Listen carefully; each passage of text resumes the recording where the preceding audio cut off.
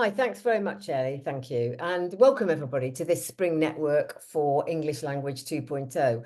I always start off at this point just checking that everybody's in the right place. We have in the past had people doing international GCSEs and whatever who've turned up and not realised they're in the wrong place. So this is English Language 2.0.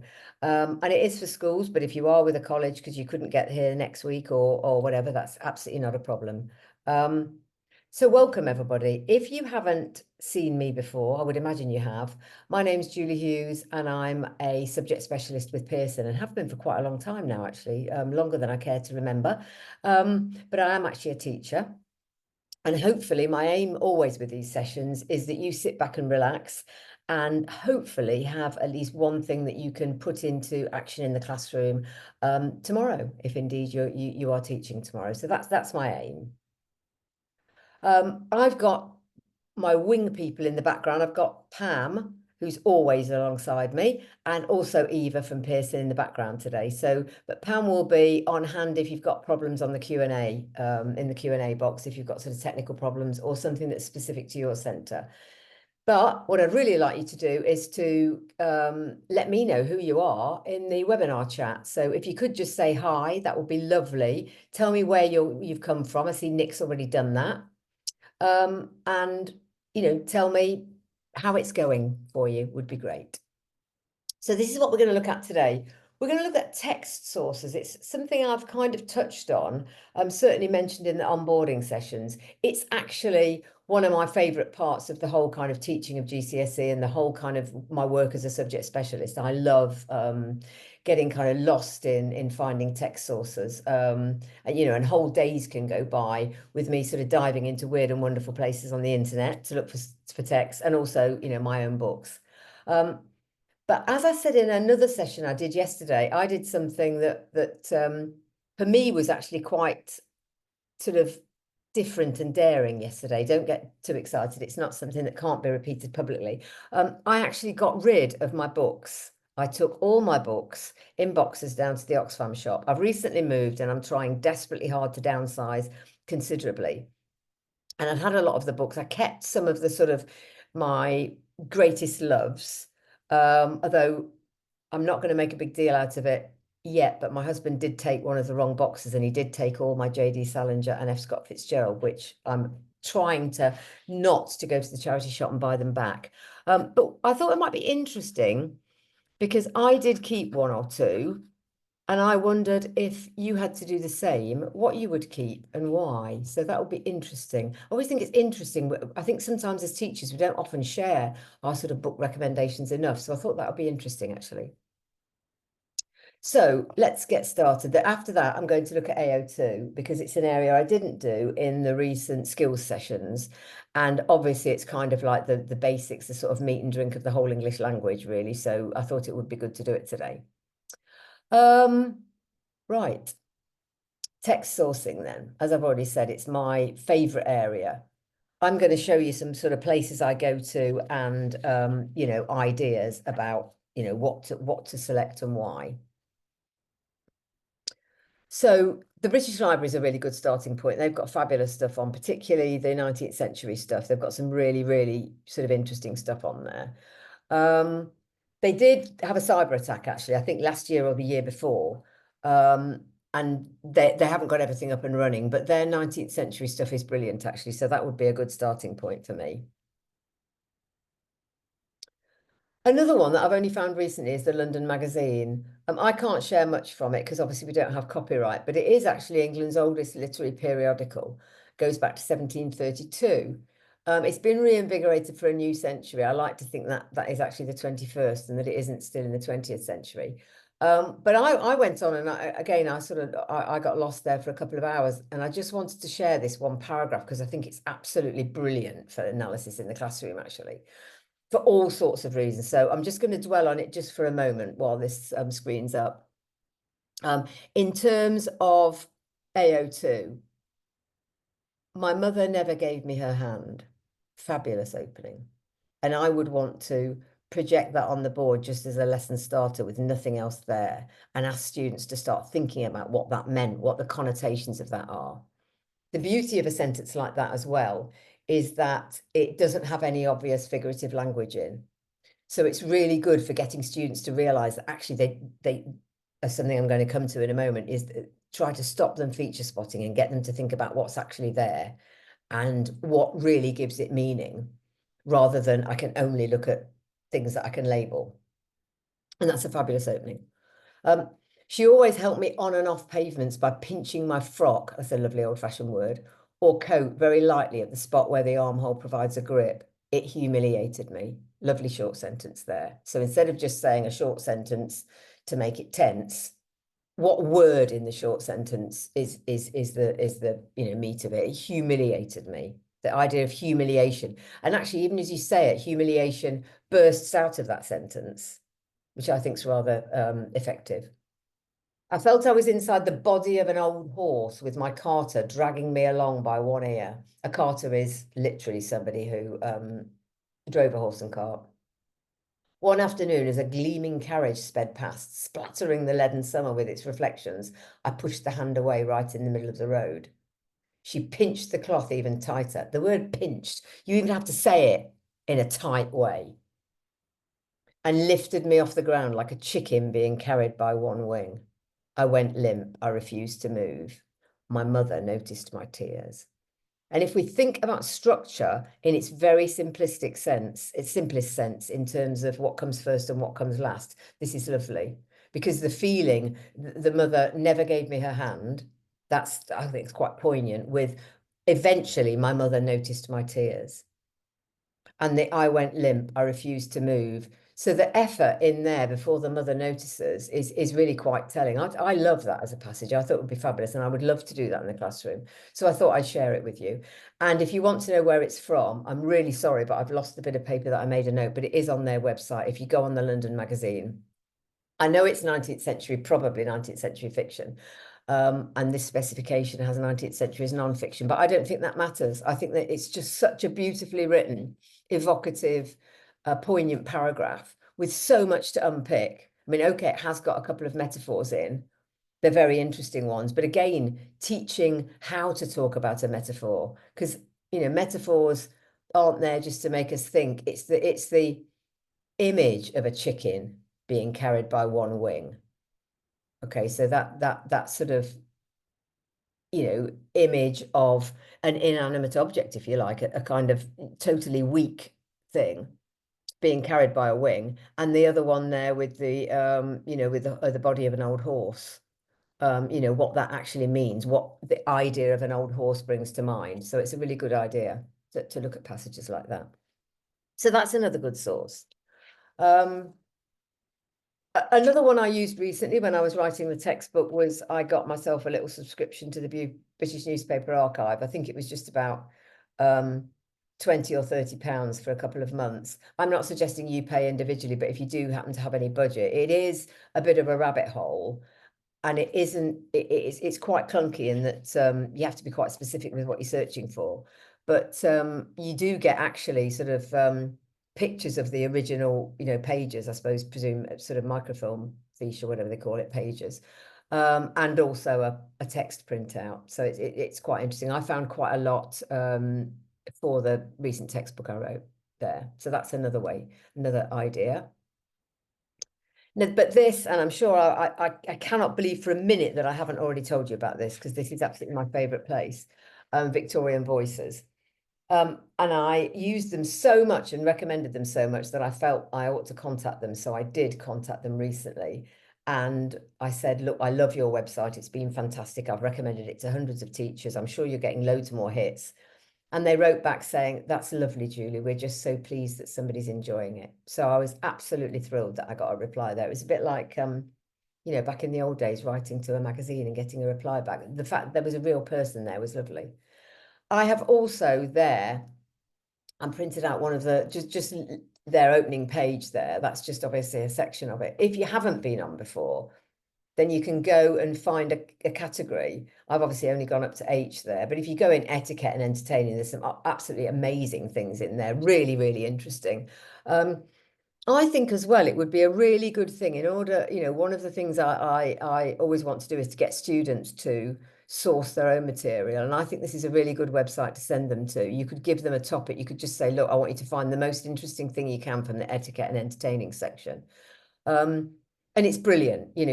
There's almost everything you could possibly want there. There's everything from hobbies to fashions to politics to travel to eating, as you can see already. I think there's an interesting idea that America's there as a category. I think because there was a lot of American magazines.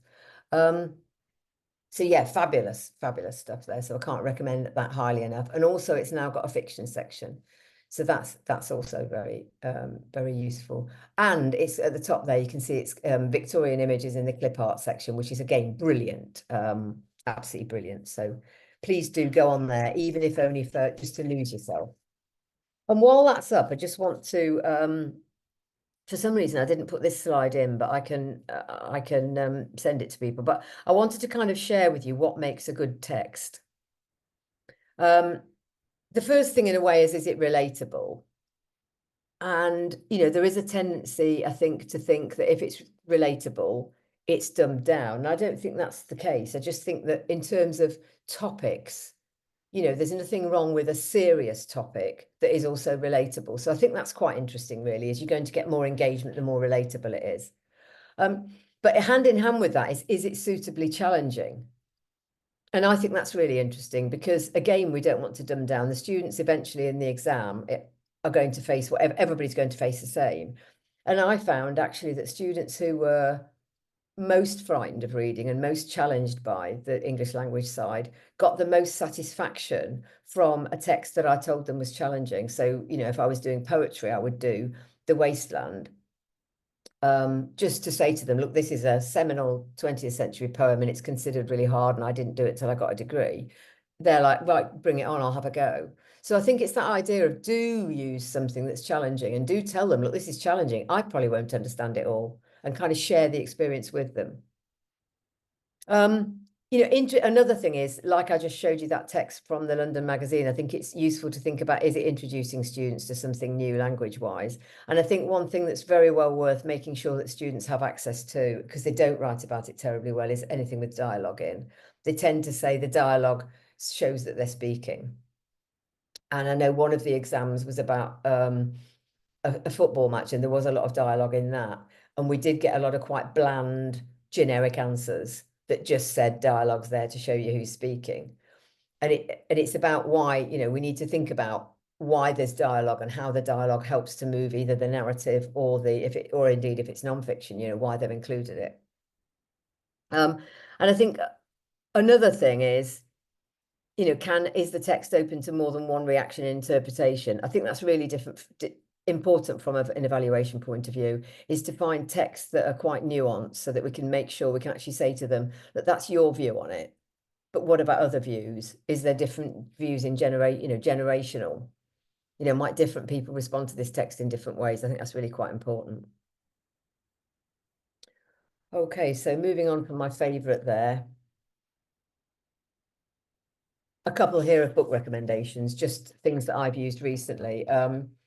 The Good Immigrant, I'm sure I've already sort of bored people to death about this. It's one of my absolute favorites. I just think because it isn't full of work by writers. It has, quite famous people in there, people I know like Riz Ahmed, the actor, and another actress. And it's brilliant. It's got a real variety of topics on. And it's got some really kind of, I think, relevant, relatable stuff in there that is also quite important, because I think that's another thing. I think, does your text raise an important issue? We should be the place, I think, where we can raise important issues. Obviously, exams often can't do that because we have a big sensitivity check that exam papers have to go through before. But that, and every area, if you think about it, every area of the country has different, perhaps contextual issues, different sensitivity issues to think about. And I think it is important that we do try and expose them to as many, different views as possible, particularly now that they live in their little social media silos. And The Good Immigrant's a really good place to start.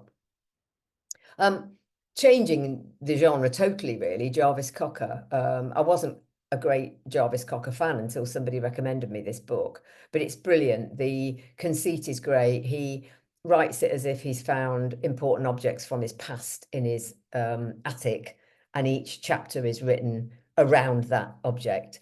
And I used it a couple of years ago, that idea in the classroom. With it was Key Stage 3, but it was great fun. I said, think of your most prized possession that's not your mobile phone, and see if you can write kind of a chapter around it or a review of it or something. It was really interesting. And he does write, it is very good writing. He writes very, very well, but it's also accessible and relatable. Henry Marsh, slightly less, perhaps you might think slightly less relatable, but I loved it. It's quite interesting for adult learners, I think, if you did have any. Do No Harm, Stories of Life, Death and Brain Surgery. It sounds really grim, actually, but I found it fascinating. He writes really, really well. And there's some really heartwarming stories in there. So again, you know, sensitivity in terms of teaching it, but that's really good. Then the final one, moving from the sort of very serious to the slightly more light-hearted, is Stanley Tucci writes well, My Life Through Food. And again, that's another one that you can do the reading into writing thing. He writes it around, you know, what his mother used to cook. Not a good one to read when you're hungry, actually. And there's recipes in there and it's great, but he writes really well.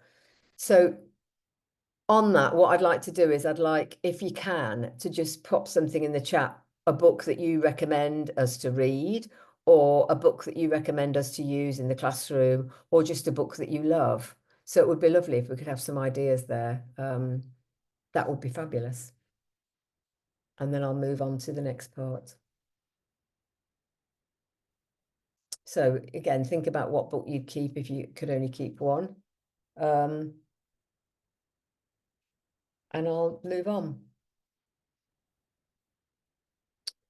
So AO2. Oh, is that a book? Tell me more, Nick. A novel. Oh, interesting. Excellent. Excellent. I'll make a note of that.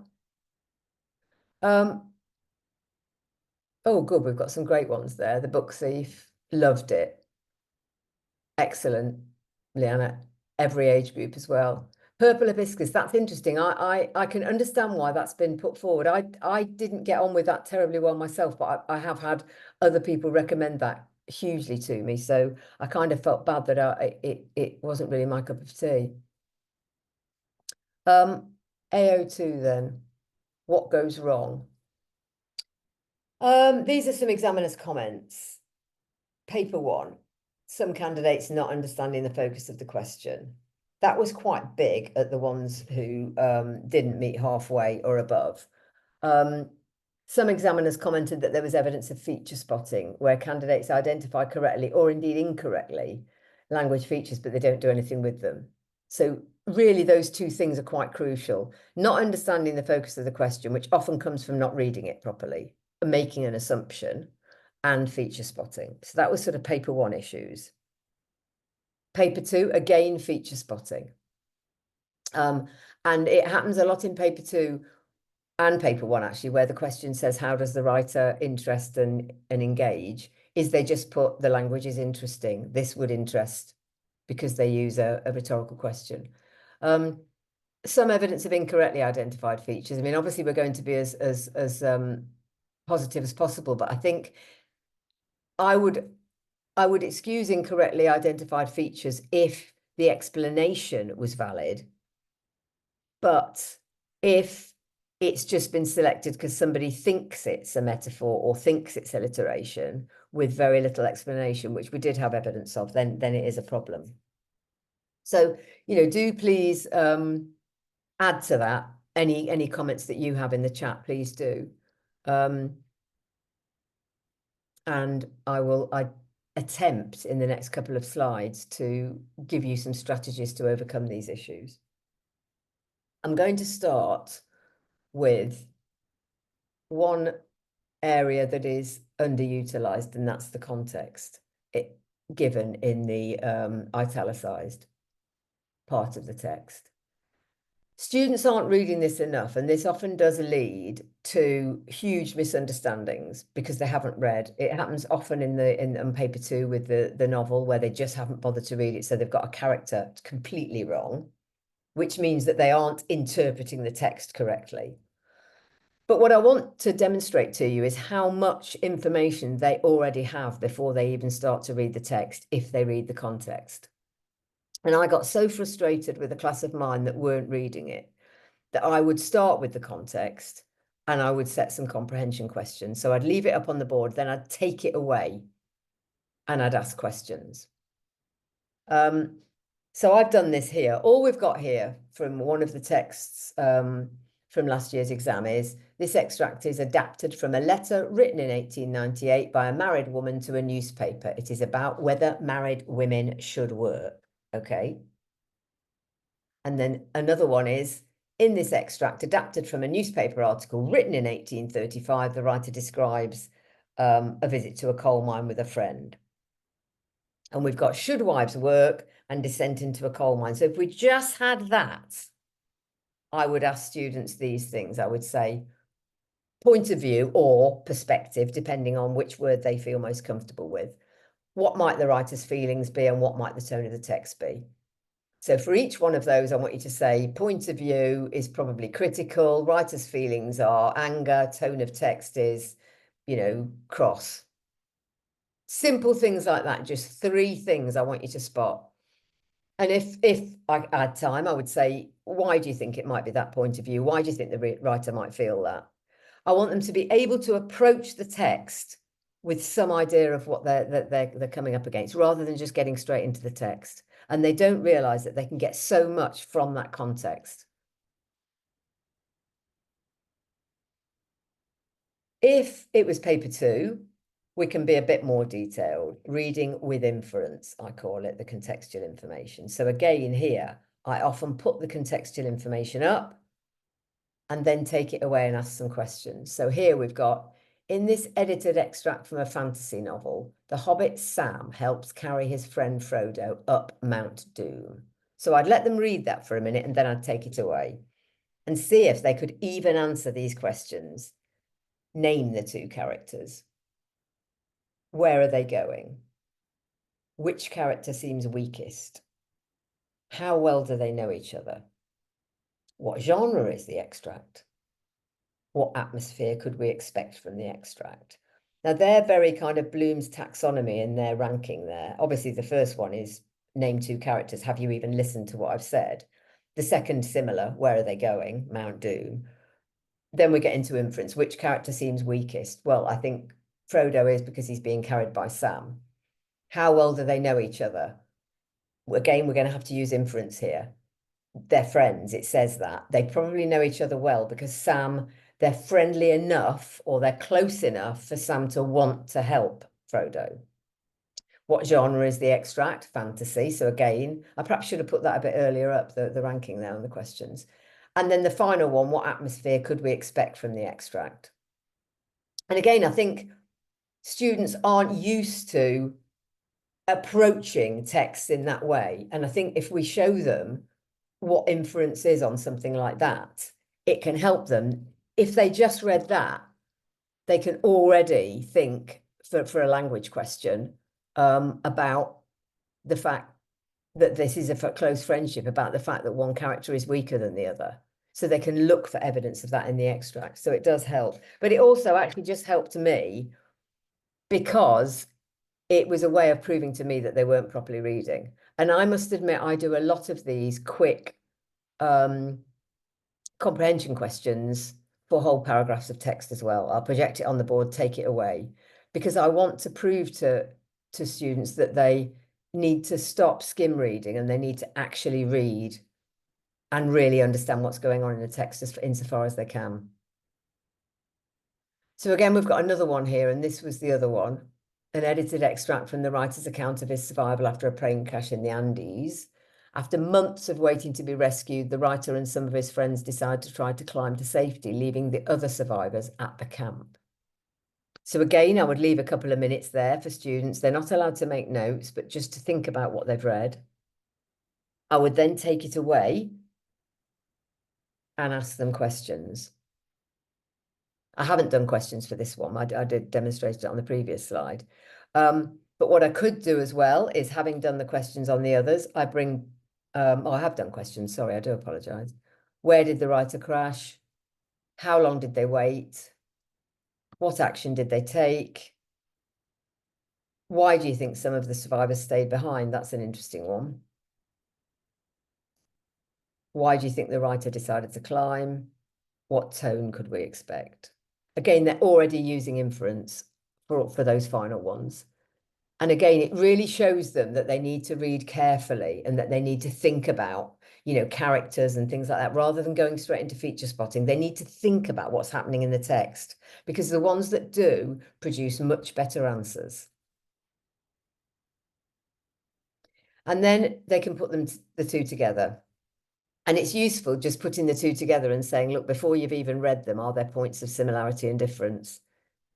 Are we expecting them to be similar? Or no, one's probably going to be a lot more factual in tone. But also it might be that the Andes Mountains one is perhaps more tense, whereas the other one might end perhaps more happily. Okay, so that's ideas about the context. I get very, very frustrated with my students who don't bother to read it. If you find the same, please do please do chip in. Leanna says that one of her issues is lots of overly long quotes, suggesting they don't know where the effect is coming from. Excellent. Well, hopefully I'm going to try and solve that a little bit with a couple of the techniques I'm going to come up with. But I'm going to stick with reading. Once they've looked at the contextual information, they need to look at the text. So here we're going back to paper 1, to the Should Women Work? And here's the text. And again, I would read it out. I do a lot of reading aloud in the early days of kind of encouraging students to read effectively, because I think that not reading effectively is one of the major stumbling blocks. And I don't think it's to do with inability to read. I think it's to do with not fully grasping that we need them to understand what's going on in the text. It's not something to be mined. It's something to just read and take in and understand what's going on. And actually, it was with the more able classes that I had to do a lot of this work, because they were just skimming it and going straight to the questions, and therefore missing huge opportunities for inferential explanations, because they didn't really understand what was going on. They only talked about often quite complex and sophisticated linguistic techniques, but they wrote about them in a contextless way, and they didn't join their points together. So this is what I'd do. I'd read that aloud, and then I would do one of these methods. I'd say, right, you need to listen carefully. And method 1, this is, number yourselves 1 to 3. The first one draws as I read. The second one just listens. The third one makes notes. So as you're reading, all the number 1s draw pictures, all the number 2s just listen, and all the number 3s make notes. And interestingly, every time I've tried this, it's the number 2s who produce the best recap. You can have a number 4 as well, who also listens and who adjudicates on which of the other 3 has remembered the text most correctly. So obviously, after they've listened carefully and drawn or listened or made notes, they reproduce the text in note form. Or they, at number 3, would actually verbally talk through the text to somebody else or expand it. And it's great fun. Method 2, summarize in 3 bullet points. So listen carefully, and after you've listened, 3 bullet points. And that's a really good one to do, actually, because then they share their 3 with a partner, and between them, they merge to just 3 shared bullet points. I find that really useful. I often then have a funnel. I have a slide on a PowerPoint of just a funnel, and I put all the ideas through, and only 3 come out for the whole class. So it's that idea of what gets the highest marks is being discriminating in the part of the text that you've written about, and understanding what is the gist of a text, I think, is really quite useful. Back in the day when I did what was an O-level, actually, not a GCSE, years and years ago, we had to do a précis as part of the English language. And I think it's a shame really that it's gone. You know, we had to reduce 100 words to 50. And I know we don't necessarily have time to do that now, but it's a really, really, really good exercise to do, particularly with higher achieving learners. It's just to say to them, look, here's 100 words. I want you to reduce it to 50 and see if they can still get the gist of it. What bits do they concentrate on and how? I think students have, we don't concentrate enough on being concise and actually getting to the important bit. And students often write reams and reams and reams, and you have to kind of find the good bits. And it would be better if they learned to be concise from the beginning. So activities like that can help. And then other techniques here, this is the fiction extract, and you can have great fun with this. I like storyboarding in 6 frames. I worked at a school a while ago that did, I think they call it the flip technique, where we would give them the text for the next lesson a week in advance, and they had to come in ready with questions answered.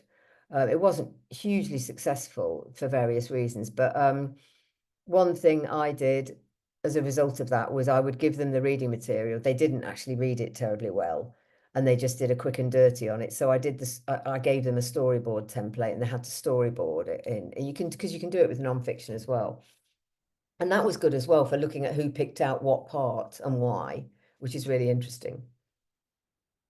Draw the main characters is another really good one as well, particularly if they're not hugely described in the extract, because students have to draw them as they think they would look. And that's really great fun, actually. And it's great fun to share at the end. Why did you think they'd look like that? Because you're kind of showing them inference in action, really. And that can be great fun. And then a little bit more basic, things like coming up with 6 adjectives to describe the setting. I usually go for 3.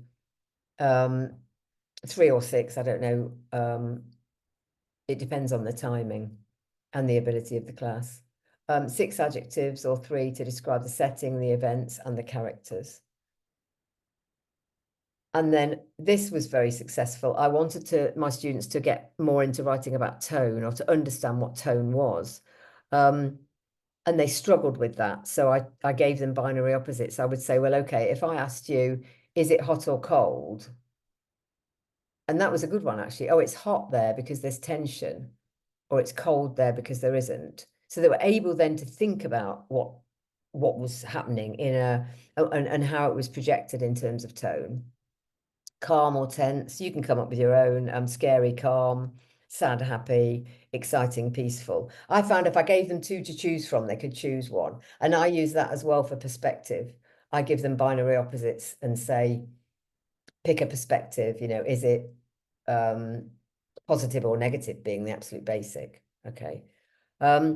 But I think it's worth spending a lot of time on reading carefully, and a lot of effort in terms of diagnosing how they're reading and what they're reading, because it was a bit of a revelation to me a couple of years ago when I had a very high achieving class, or a class that aspired to high achievement, and sometimes assumed they were getting high achievement, and they weren't, because they were missing out the vital step, the fairly obvious step actually, of reading the source material carefully.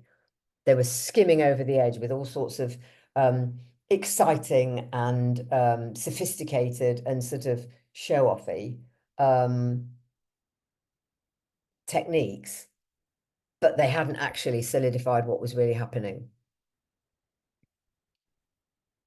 So if you've got any comments on that, please do pop them in the chat. It would be lovely to see what people think. So any thoughts on that reading, what you use, what techniques you use, would be absolutely fantastic. Please do share. Manpreet says, I love this idea, such a great task. That's probably a while ago now. Actually, it's probably not this task. I would imagine it's the one about the reading with inference. So thank you very much for that. Any other comments on these would be brilliant. And then I want to get into annotation. I kind of stopped getting students to annotate text because, frankly, they were just annotating techniques. And here, this one I've chosen really exemplifies what happened in the summer. A lot of students only wrote about those 2 things, which was a real shame. They wrote about the standing ominous and they wrote about the vast chimney. Not many wrote about the capped with a jagged crater, which indicates to me that they're looking for techniques, not words. And a lot of students, then they went for snake-like, wound snake-like, but they didn't really think about the snake-like in context. Okay, the idea of somebody on a mountain climbing on a path that's snake-like. So they need to think about that word in that context. And I think that's something that needs reminding. But I just wanted to point out that that feature spot, that kind of annotation does tend to lead to feature spotting. And it's a real shame because the students that break out from that and show an understanding of what's happening and answer the question in that way do far better. So I wanted to kind of say, you know, avoid feature spotting, use the question, all right? So here we've got a very firm focus. How does the writer use language to show that Mount Doom is an unwelcoming place? Okay, so rather than focusing on the first part of the question, the bit they should be annotating is that. Okay, unwelcoming place. I feel quite proud though. It's the first time I've done an animation on highlighting. I realise you've probably all been doing it for years, but I didn't realise you could do that on PowerPoint. So use the question. You know, what do we learn about Mount Doom from the extract? Give me some adjectives. You know, unwelcoming helps us already. What is unwelcoming? You know, is it dangerous? Is it scary? Is it exciting? So I put what other words could be used for unwelcoming. You know, let's unpack it. And then the most important one probably for is, you know, does the tone change from the start of the extract to the end? While this is just a language one, I still want them to be aware of, you know, at first it's unwelcoming because of this, and then it's unwelcoming because of that, and then this happens at the end. So being aware of actually what happens across the extract, so you've got more than one thing to write about, okay, is really important. So using the question, don't tell me what you found, tell me about it being unwelcoming. And that's a big sea change for a lot of students. Again, here, use the question. We do get people saying the writer uses language. We want some topic sentences. We want the text is interesting because it's about this, and the writer uses this word for it. So again, use the question. What three things are interesting about the text or character or events? Okay, so think about what's in the text. Tell me three interesting things. I mean, I always say my mantra is for longer texts, well, every text teaches you three things you didn't know before, even if it's three things that are events in the story. Always come away with three things. If you've got three things that are interesting or three things that happen, you can then use the 3 about 3 techniques. You can say, right, I've got 3 topic sentences. The text is interesting because it's about this. And now give me 3 language or structure examples under that and explain them. And then you are getting into actually explaining the language rather than feature spotting. And going along with that, really try and get them into words and phrases. As Leanna says, lots of overly long quotations. So I kind of ban that and I say, right, we're going to have a whole lesson today where all we're doing is talking about words. So here, you know, I always say select 3 juicy words or phrases. I might allow a very short phrase. So, you know, looking at a short extract like that and you pick your 3 and they'll be different to my 3, which is great. So here, for instance, I might go for, I mean, I might ask you actually, just have a little read of this and see if you can come up with your 3, what you'd come up with. We did not know that the altimeter was wrong. The crash site wasn't at 7,000 feet as we thought, but close to 12,000. Nor did we know that the mountain we were about to challenge was one of the highest in the Andes, soaring to the height of nearly 17,000 feet, with slopes so steep and difficult they would test a team of expert climbers. The 3 of us were climbing in street clothes with only the crude tools we could fashion out of materials salvaged from the plane. Our bodies were ravaged from months of exhaustion, starvation, and exposure. If we had known anything about climbing, we'd have seen we were already doomed. Luckily, we knew nothing. Our ignorance provided our only chance. I mean, I'm struggling there to only pick three. Good. Leanna's gone for challenge, ravaged, and doomed. Nick's gone for sword, ravaged, and crude. Love it. I might go for crash site, steep, and street clothes. But again, ravaged, starvation, and ignorance. Nick, we're all doomed. We certainly are. Absolutely. So you can see that doing that, we're not talking about features, we're not talking about language techniques. We can then say, okay, you chose ravaged. What does ravaged suggest? What does it have connotations of? You know, starvation, literally, you know, there's death in that. Ignorance, yeah. I mean, ignorance can be positive or negative, but ignorance just suggests they were completely unprepared and wrong to go. So what I then do is we've got all our three, we've all got our different three. I then put a funnel up on the board and I'd say, right, okay, we're only getting three at the bottom. What are the three key ones? And what you're doing there is not just showing them how to pick the best words, but you're actually showing them how to get to the gist of what's happening with the words they're choosing. Because what we want out of an AO2 response is them to show an understanding of the text and how language and structure are used. So we need what they pick needs to show their understanding. And you can see that you've all picked the idea of it being, you know, some of you have gone for it being really difficult with this steep, and then, you know, the starvation and then the ignorance. So the three essential things that are happening there is that it's a really difficult climb, they're not prepared, and they're doomed. So doing the funnel technique gets you as a class to think about what are the key things there. And it's also completely unthreatening. Almost everybody can think of three.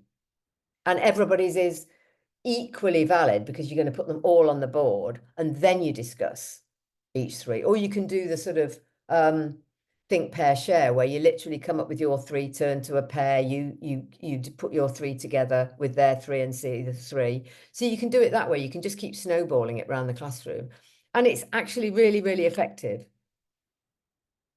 in terms of getting away from feature spotting and getting away from long quotations. You can translate that into the what, how, why, which is what I've done. I think the three interesting things about that extract that I've shown you is the scale of the challenge, the fact that they're not prepared, and the final one would be the fact that they're doomed. But you can see in the what, I've got what's interesting. I've got what relates to the question. And then the how is my very short quotations. And I've picked highest, steep, and test experts, not prepared, street clothes, ravaged, and exhaustion. And then at the bottom, I'd have, you know, hopeless. And I might have ignorance and doomed. And look how I've already got then at least 8 or 9 things to write about. I'm not stuck with my kind of, I need 3 quotations, 1 per P paragraph. I'm going to do a big chunky paragraph now about something that shows my understanding, which is great. So the writer interests us by writing about the scale of the challenge. To do this, he uses the word highest, which suggests the scale of the challenge, steep, which suggests it's insurmountable, and the fact that it tests experts suggests that they are out of their comfort zone. There you go. I've done my paragraph. I've shown understanding of the text by writing about the scale of the challenge, and I've exemplified it. And then the writer goes on to talk about their lack of preparation. The fact that they're in street clothes suggests, you know, that they didn't even go to, you know, anywhere to prepare in advance. So again, you know,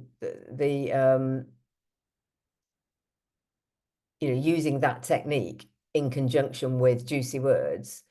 And okay, we do need to add some subject terminology, but better to think about it in terms of something that's worth writing about rather than just going for techniques. So hopefully that helps. Any comments on that, please do let me know. And I must admit, I have what, how, why, or last time I was in the classroom, I did have little what, how, why, A5 little sheets printed out. So they could just come and get one. And I'd always have the what is the 3 things you've found in the text that's interesting. Or if it was paper 1, where there's a focus, or this paper too, if it was unwelcoming, give me three, things about unwelcoming, three different things to say. So they're always doing the three about three. So if we go back to the one with that one, my what, how, why would say, right, three things about it being unwelcoming. And then in the middle, in the how box, I'd want at least one or two short, juicy quotations that back that up. Okay, so we've done our juicy words, we've done our what, how, why. Eventually, they need to write it up. And what's happening is this. This isn't the worst example, actually, but by the end, the writer states I had reached the top, giving a feeling of relief to the reader as everything was so tense and now this. So it engages the reader by making them wonder what may happen next. So in a way, that's a waste of a quotation. It isn't the worst in terms of being the longest, but I just wanted to say it's kind of wasted there because no words have been written about. And it's a very generic answer. I had reached the top, giving a feeling of relief as everything was so tense. And now this is quite a good structural comment, but they've not, they've wasted the opportunity to write about the words in it. Better to embed and do this. Now, this verb actually pirouetted was glossed, but not in this, to this detail. The verb pirouetting has connotations of grace, skill, and hard work, showing that for the character to turn, he has to be very steady, and it's a lot of hard work to do. A reader would feel the tension. So again, beautifully embedding just one word rather than doing the whole, quotation. And moving on to that, modeling here, I've just done a little answer here. This is the Mount Doom one. I've done my topic sentence. Mount Doom appears unwelcoming as it's sinister. For instance, it's described as ominous with a jagged crater, which suggests it has hidden dangers. It also seems uneven and difficult to climb as it's personified as having tumbled shoulders, which make it sound unnatural. So again, I've embedded there. Could have done with a little bit more subject terminology, but I've got some in with personified. But what I've focused on is actually explaining which suggest, which make it sound. We need to get that connotation in. And here's my second paragraph. It also sounds unwelcoming, as the adjective rugged sounds tough, strong, and unbreakable. There's a path, but the simile of snake-like, and I wanted that to show you what we must do is explain to students how to write about similes and metaphors without writing the whole phrase. The simile of snake-like makes even this sound unwelcoming, as snakes are slippery and can be poisonous. I had lots of interesting explanations of snake-like, but not many thought about the actual snake. They went for the wound. It was wound round, making it sound very windy, which is what wound is. I'm not saying mine's definitive there. I've used a combination of a couple of exemplars from the higher end answers to come up with that as kind of a model. But just as much as we can emphasize to students how to write without writing the whole thing down, and also not starting with the writers used, starting with it's sinister or it's exciting or it's dangerous. So I'm going to end this part on something I did with my students when I got so frustrated. And again, it was very able students, so frustrated that they weren't reading properly and that they were using massive long quotations and generically explaining them. So I asked them this. And that was surprising. They didn't know really what one was. It's some, in other, what is a quotation? What's it for? Why are you using it? That kind of thing. That was an interesting one. And this works equally well, actually, for literature. And this is the killer, because it's only needed if you are analysing the language within it, which is an interesting one. That's an interesting one as well. And that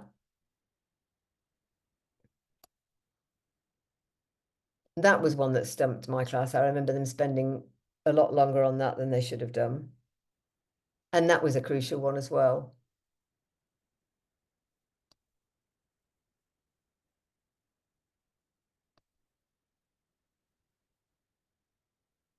Now that 9's interesting because we do get an awful lot of students who analyse, all exam boards do actually, the words that are in the glossary because they think that it's posh, so they need to write about it. Oh, it's there. I don't really understand it, but I better put it in. They almost think that the glossary is a list of things they need to write about, and they need to understand that if they had to go to the glossary to understand it, then they probably don't need to analyse it because they don't know the connotations of it because they didn't know the word. So it's getting them across. Those last 3 questions are crucial because we really do need to empower students with the idea that they don't have to write about everything. And I think that's one of the most important things. If you don't understand it, I don't understand everything. I can gloss over it. You know, that there are words like that short extract I shared with you earlier from the London magazine. I had to look up what a carter was. But, you know, getting across to students that we don't understand every word, and that's fine. Work with what you can understand and the images within your head that it creates. So that's the end of the AO2. I'm going to take a break myself and get Pam to take over in a moment. But can you please put any comments you've got in the chat? What you found helpful, what you do to help students on the AO2 would be brilliant. But I'm just going to hand over to Pam for a moment on this slide. Are you there, Pam? I am indeed. Excellent. Hello, everyone. Thanks for coming tonight. Nice to see everybody. Well, I can't see you, but you know what I mean. You're here. Yeah, thank you, Julie. That was really good. Lots of great ideas there that I'm sure will go down well in the classroom. Just to say, well, as you know, the CAR interim findings from Professor Becky Francis are expected soon, and we're really keen to hear from teachers and students with your views on GCSE English in the future. So what we're looking for really is people who'd like to participate in research that we're going to be doing. So on that slide, there's a QR code. So if you get a chance to do that straight after this event or, you know, soon, hopefully, then you can use that to fill in the research participation opportunity form. It only takes 3 minutes, but it would be really great if you could do that. Because obviously the more information we get from everybody, teachers, students, it's just, you know, for the future, it's great to know what people think. For example, what you think could be improved about subject content and assessments. That's down the line after you join the research participation. But yeah, if you'd like to do it, please do the form as soon as you can because we really, really value your views and feedback. Thank you. Thanks, Pam. That's great from Rachel there. Rachel says very useful. I love your analogy there, explaining the terminology as the cherry on top of the cake with the analogy Yeah. as key. Yeah, I always say I'm probably a bit more basic than that. You wouldn't polish something that you hadn't actually made. You wouldn't gild a lily if you hadn't got the lily. So yeah, the cherry on top of the cake. Until you've made the cake, there's no point getting the cherry out. Lovely. Further support then and links. I know, I'm sure you've all looked at this. This was the original revision guide and workbook. I'm going to move on to this one actually, because I wrote it. It's available. It's been available, I think, since before Christmas. It's fab. It's here. Look, obviously I've got a copy because I wrote it.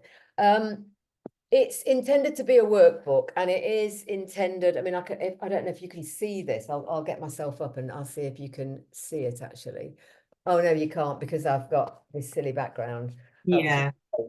But it's workbook pages, and each page, if you like, stands alone. And we did it in response to feedback from teachers who said they wanted something to give to students for homework, or they wanted something to use in the classroom, or students to use for intervention lessons, that kind of thing. But actually each page takes a particular part of a skill. It shows them very quickly how to do it and then has a you do it. So if you like, here's how to do it, now you have a go.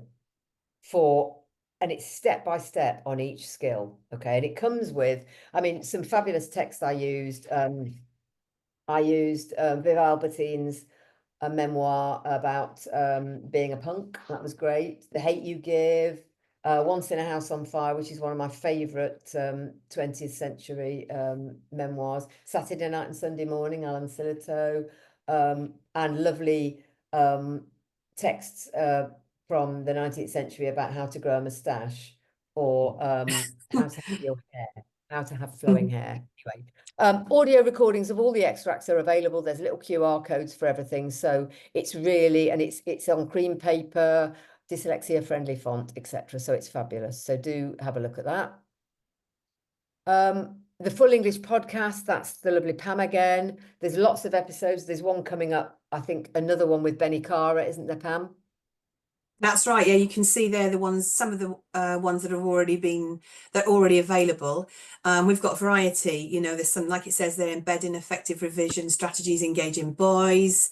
We had closing the reading gap with Alex Quigley. Benny Cara did diversity is not a bolt on, and that was episode 3, which actually turns out to be 4 years ago, which I can't believe the time has gone so quickly. But anyway. So yeah, and I'm in the process of doing a new one with Benny Cara because she's got a new book published. So yeah, that's exciting. Looking forward to that. So if you get a chance to listen to it, please do, because there's some ideas in there. There's also one with the author, Ashley Hickson Lovins. I don't know if you've come across him. And he was an English teacher and he now has 3 books published. And he's an excellent speaker. He was at our Lit in Colour conference last year. So if you're aware of that, I'm sure you'll know what he was like. And he is brilliant, and he's got such interesting background and story. It's so inspiring. And he's on the previous episode, if you want to listen to that, and you could actually share it with your students, because he talks about, you know, how he started off in Hackney, and then how he ended up, now he's got a PhD in creative writing. And yeah, so he's on there as well, and that's quite an interesting story. Can I just say as well, this is fantastic. I'm already getting notification that some of the forms are starting to be filled out. So thank you for those who've started doing those research forms. The more the merrier. So yeah, look forward to hearing from you. There's a reminder there that we do run a mock service. Neither Pam nor I are experts on that, but we do have experts at hand. So if you want to get stuck into the mock service, which is fabulous, or Results Plus, if you want any more information on that, then here's the person to contact. Contact Claire. You can always book sort of a 15-minute appointment with her on Zoom or Teams, and she's the absolute guru on anything admin-wise, and is always your first point of contact. Leanna says, will the slides from today be available? They are. If you go onto the resources button, that is what you'll get, is a PDF of this. Geraldine, I'm going to ask Pam to directly reply to you in terms of the AS English Language B, because I'm not sure whether we do them for A level, but I'll leave that for Pam to respond to. Okay. Obviously, everything that you need in terms of future courses or events are on the Professional Development Academy, which is where you probably came here today to book this. Please do have a look. The next set will be in the summer. I haven't thought about what I'm going to do in the summer one, so do please let me have some, some ideas. Otherwise, I'd like it if you just sort of, gave your comments in the chat about what you've seen today and what you might want in the future would be really useful. Other than that, your feedback matters. You'll be asked for feedback after the event, so please do give it, because it is something that Pam looks at closely and thinks about what we do in the future. And I'll end on that note. Absolutely bob on, as we say at where I live, a minute in Brilliant. advance of the end of the time. Thanks for coming. And please do, as I say, put your comments in the chat, or, send them via the feedback. We'd love to have your feedback. Anything from you, Pam, or? No, I was just going to say that was great, Julie. And I know we kind of glossed over the mocks service, but if people are interested, click on those links, because there's different aspects of it, and you can have, the whole cohort, or just a class can do it, whatever. And it helps you in terms of with your standardization, moderation, because we do that as well. So yeah, so I just thought I'd mention that, because I know people are time strapped, aren't they? So it's just something good to know about. And there's a fee, obviously, but if you go on there, you can find more information, case studies, etc. But yeah, Julie, thanks. That was really good. And keep those forms coming in, people, because honestly, I'm looking forward to reading them. Yeah, no, the research is fantastic. Yeah. Well, thanks everyone for coming. I think we can close it now, because we've taken exactly an hour of your time. So Ellie, if you'd like to close us down. I will see you all next time. Thank you very much.